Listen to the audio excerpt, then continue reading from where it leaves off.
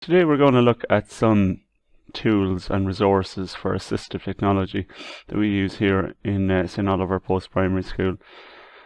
We also use Office 365, so that's going to be the basis for a lot of these tools.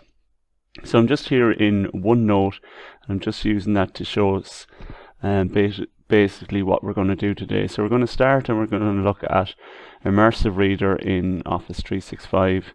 And use an Immersive Reader to read emails and to read Word documents. Then we're going to have a look at text-to-speech in Google Chrome and text-to-speech in Adobe Reader. So we'll start with the text-to-speech. So I'm going to pop out OneNote and I'm going to go back into my Outlook.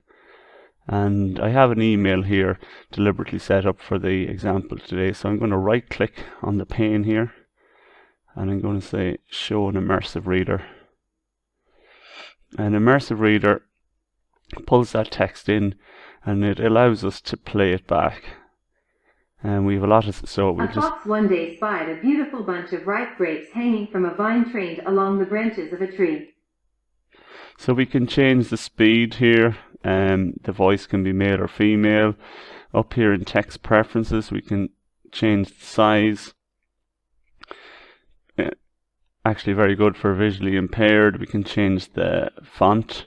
We can, for dyslexia or other things, we can change the context by changing the colors. We can show the grammar, the parts of speech. We can use line focus. Okay, so there's a lot of functions here, really useful. I'm going to pop over now to my OneDrive and I have a document saved there, the very same document in my OneDrive. So there's the fox story. And again, if I want to read this in Immersive Reader, I have to go to View, Immersive Reader.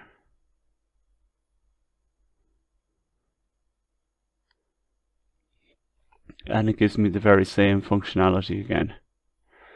Okay, so let's go back and we'll have a look at our OneNote to see what's next. So we've covered those two. We're going to look at text-to-speech in Google Chrome. So I'm going to go back to Chrome and I'm going to open a new tab here. And in the address bar, if I type Chrome, CHROME, // apps. And then in here we're going to go to our web store, text to speech,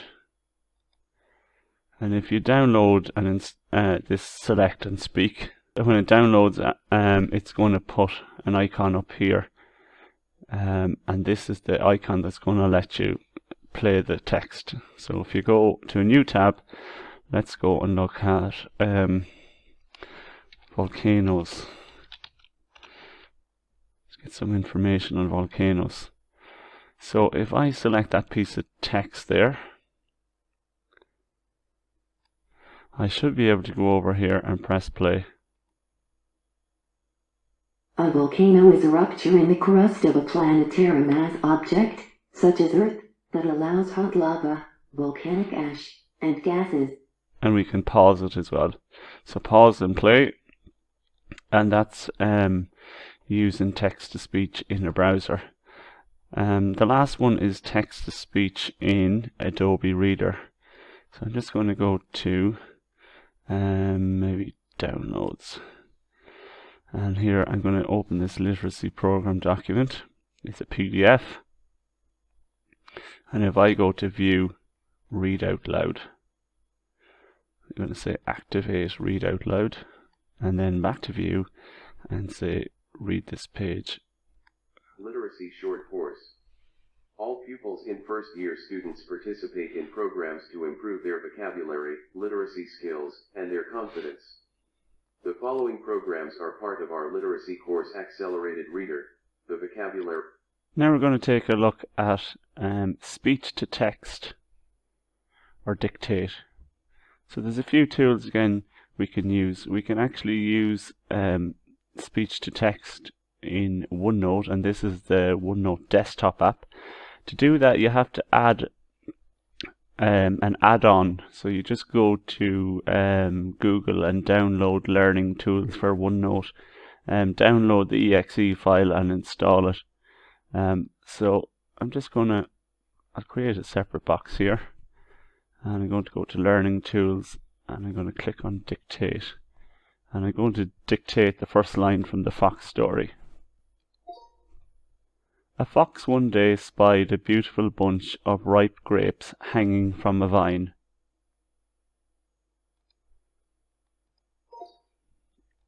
And there we go. It's dictated that passage into OneNote. Now you might have a few spelling mistakes, but it's very easy to fix those. So again, a very useful tool in OneNote. We can also do it in Word. So I'm going to grab my fox story again, and I'm just going to go back into the same passage again, and if I go to Home, and on the right hand side I have dictate here. A fox one day spied a beautiful bunch of ripe grapes hanging from a vine. And again, I've switched off dictation, so it's taken that sentence and put it into Word. Now, there's no actual function, as far as I'm aware, for emails, but again, we can dictate into OneNote, or we can dictate into our Word web app, and we can just copy and paste into our email. A few other functions we might look at if we go back here to our OneNote. If I just have a look at OCR, and OCR stands for Optical Character Recognition. So here we have a cartoon, and again it's the fox story, sticking to the same theme. So what we can do in here is actually we can click on the picture, and we can copy text from picture, and we could go there and we could paste the text, and we should be able to go again to Learning Tools, Immersive Reader. Image result for fox story: The Fox and the Grapes. The fox tried and tried, but he couldn't get the juicy grapes at the top. So again, we can copy the text very easily there from an image, and just paste it and then use Immersive Reader. So a few other useful resources here, and links. So basically this is what we have available in the school: laptops, C-Pen readers, Philips, dictaphones. Obviously there's headphones to go with those. Software, well, that PDF reader, Immersive Reader. We looked at Chrome extensions, text-to-speech. Spelling and grammar function in Word and OneNote is very effective too. We have a program called Typing Club, which improves your typing skills. OCR is optical character recognition, as we spoke about. Speech recognition software. We also have Windows accessibility settings, which can be set up for individuals and maybe with dexterity issues. We have the phone text-to-speech apps. We had a look at OneNote, and then another one is Office Lens, which is an app from Microsoft. You can install it on your phone. It works like a scanner to scan up documents, and you can save them directly into your OneNote. Resources then, we've got, there's lots of resources out there. There's just a few here I've actually copied here because I thought they were very interesting. There's actually a course there from on assistive technology from Enable Ireland. I'm just going to drag that over here, so you could have a look at that. There's slides 1 to 18, some very useful information in there. Again, if we go to dyslexia.ie, they have a PowerPoint there, which can be very beneficial. And then the NSCE site has a list of suppliers and different software that can be used. So all in all, there's lots there. There's lots of help available. Myself and Miss Smith here in the school are always available to help with assistive technology. It's just communicating that to us and letting us know, and we're definitely there to help. Thanks for watching.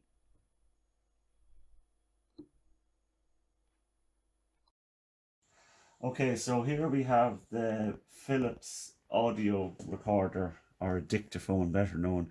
It's the model number is the DVT6010, and we have a number of these in the school. And to turn it on, you just hold up the button on the side, and it should come on.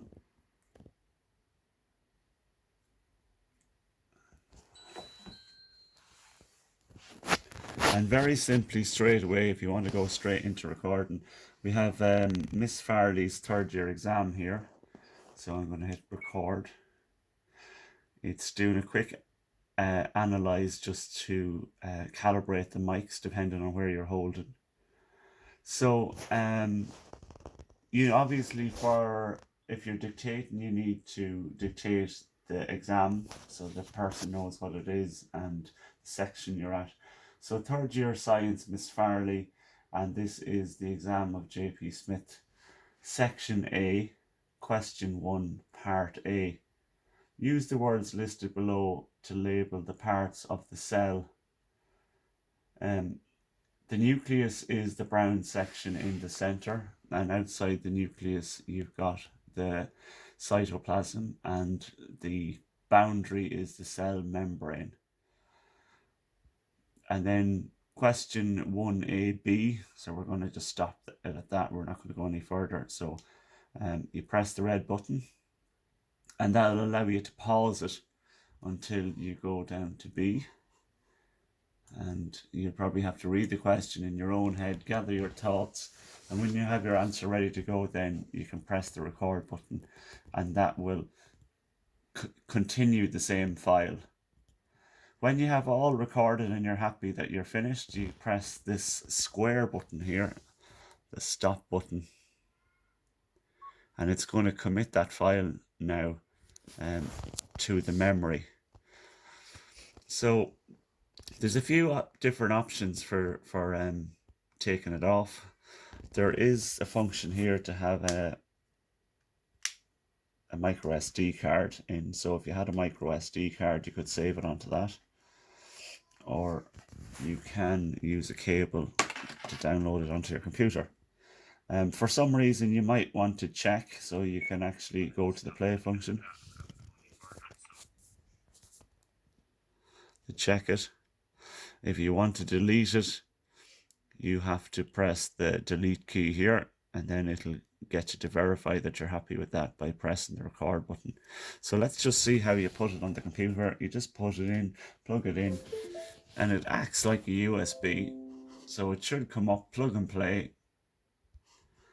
Go to File Explorer, and under this PC you should see Philips D. Double click that. In under voice you've got a number of files. It's not in A, that's B, that's the 9 to the 7, that's not today, so it's not that file. Okay, just double check to make sure you always have the right one. Today's date is the 15th of the 11th, and it appears then that the date is set incorrectly on this because this is the only voice file that's on it, so we'll just check if that works.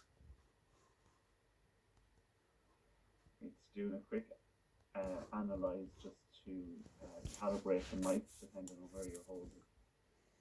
So you obviously so that's how you take the file off. You can then email it to your teacher by just going into your email and attaching the file. This is the C Pen reader, and again we have a number of these in the school. They retail about €330 each. It has a lot of functionality in there. It's a dictaphone basically, so you can record your voice to this device. You can actually play music or podcasts on it. So maybe if there's a podcast or something in geography or history that you wanted to put on it and listen to it, you can do it with that. As you know, we all learn in different ways, so this is a really valuable tool. So we'll just go in here and show you the basics. It's a lithium battery which is charged, by the way, through the cable, just the same as a normal phone charger. It's a micro USB. So to turn it on, you press this button here and hold it. It's going to take a couple of seconds to initiate, and then once it does, we can get looking at it straight away. So when you click the menu, it gives you the option here. The first thing you have text reader. With the arrow down, you can go to dictionary. You can scan to file, which basically scans the text and puts it in a file, almost like a Word document. So if you need to scan up text, you can do it that way if it's not already digitized.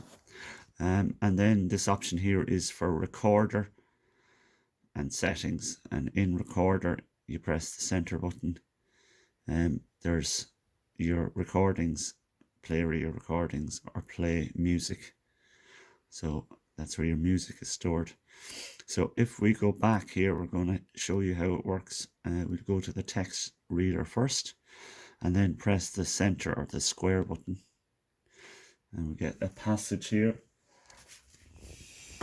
So this is one of the children's books here.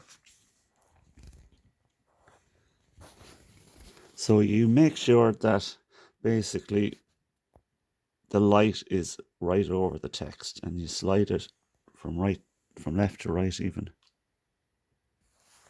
Will F and Chip PL hide in the rocket ship. And it takes a bit of practice to get that right. A nice gradual stripe across. Wolf and Chip PL CWD in the rocket ship. Okay, and you'll find that different prints work better. They pretended to be spacemen. And for the most part, when you get a knack of this, it'll work very well. The rocket is going to take off, said Wilf.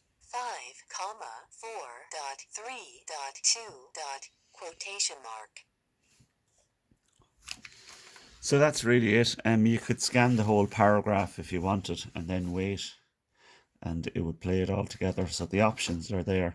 If you want to go back and play something again, you can go back with the arrows and then press the center button and it will replay it. 5,4.3.2. Quotation mark. Now, obviously, if you're in a shared center, the noise is going to distract other people. So you would use a set of buds, or actually a good headset is probably a good idea. Maybe noise cancelling, so you can work away on your own. If you want to use the dictionary function, we're just going to press the red button to go back, down arrow to dictionary, and press the center square, and we have it set for the Collins English Dictionary. And we're going to find a word here. Rocket. Rocket. Now, if you go to the settings, you can set it up so it will actually read the definition. So I'm going to go down there to that. Rocket. Rocket. 1. RKT. N1. A self-propelling device. A cylinder containing a mixture of solid explosives used as a firework, distress signal, line carrier, etc. 2. Any vehicle propelled by a rocket engine. S1 used to carry a warhead, spacecraft, etc. Okay, we get the message there, so I'm going to cancel that. And I'm going to go out with that. So keep pressing the red button. So that's the text reader you've seen, the dictionary you've seen. Scan to file is basically scanning the same text, but it just saves it into a file for you. And you can retrieve that file. We'll show you that in a few minutes when you hook the pen up to the computer. Recorder You can use like a dictaphone. Again, start it, press this to record, and then when you're ready to go, you press the center one again. So like that third year exam. So third year science exam for Miss Farley, student name JP Smith, section A, question 1, part A. Use the words listed below to label the parts of a cell. The inner brown part is the nucleus. The part outside, yellow, outside that is the cytoplasm, and the very outer ring is the cell membrane. Now, if you press the center button, I have paused it, and then you can scroll and go to your next question. So again, to keep it a continuous file, to make it easier, just pause, read your question, get your thoughts together, and then go with the next part of the question. Which of these 3 named parts control the activities of the cell? Well, I'm guessing this answer, Miss Farley, I'm not sure, but I think it's the nucleus. So when I'm going to pause that again. Just assume that you're finished the whole exam then. Okay, you need to press the red one and the file automatically saved. So that's the basic function. As I said, you can use a headset with it, very effective. To download the files, you're using this micro USB cable. Plug it in there. When you do that, okay, if you have a look on the screen, it gives you the option keyboard, U-disk or charging. In our case, we want to go to U-disk. Okay, press the center button again, and it's going to connect this like a USB to the computer. Again, it's plug and play, so if we just wait a moment, it should recognize it. And there we go, it's popped up. So you can click on that here or go to File Explorer, and under this PC you should see our new device. Double click it, in you go. Again, recorder, okay, those are the sound files that we've recorded. Okay, if I go back up a level, I can go into the scanned file. We have nothing there. If you have music or you have podcasts that you need to listen to, you can put them in there. And I'm not sure what eHistory is. Oh, that's the actual file if you scanned some words to file. Okay, so you can copy and paste that as well if you want it into an email, if that's important to the teacher in question. So that's the C-Pen reader. It's a very good tool. It does take a little bit of getting used to. Obviously, you can't be taught really everything. You have to take the device yourself and play around with it, and just get comfortable with it well before the exam.